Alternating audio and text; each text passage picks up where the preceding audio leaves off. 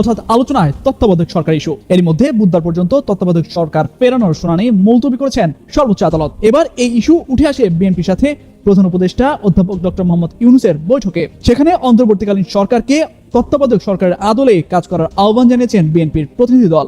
এ থেকে আবারও প্রশ্ন উঠছে, নির্বাচনের আগে তত্ত্বাবধায়ক সরকারের ভূমিকা থাকবে কি অন্তর্বর্তী সরকার? মঙ্গলবার রাতে প্রধান উপদেষ্টার সঙ্গে যমুনায় ঘণ্টাব্যাপী বৈঠকের পর বেরিয়ে এসে এই কথা জানান বিএনপি মহাসচিব মির্জা ফখরুল ইসলাম আলমগীর।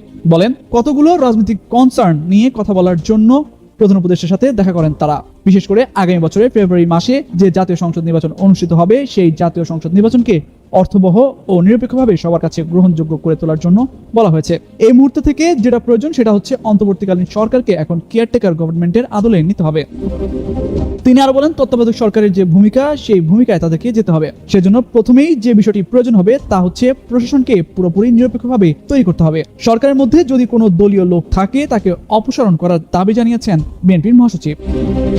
এদিকে গেল মঙ্গলবার রাষ্ট্রীয় অতিথি ভবন যমুনায় বিএনপি নেতৃত্বের সঙ্গে সাক্ষাৎ শেষে বিজ্ঞপ্তি প্রকাশ করে প্রধান উপদেষ্টার প্রেস উইং। সেখানে উল্লেখ করা হয়, বৈঠকে বিএনপির প্রতিনিধি দলের সাথে কি কি কথা হয়েছে প্রধান উপদেষ্টা ডক্টর মোহাম্মদ ইউনূস বলেছেন, ভোটে শান্তি শৃঙ্খলা বজায় রাখতে পারবে সেরকম যোদ্ধাদেরই বেছে নেওয়া হবে। প্রশাসনের রদবদলের বিষয়টি তার তত্ত্বাবধানে হবে। ভোট শান্তিপূর্ণ ও নিরপেক্ষ করতে প্রয়োজনীয় সবকিছু করা হবে।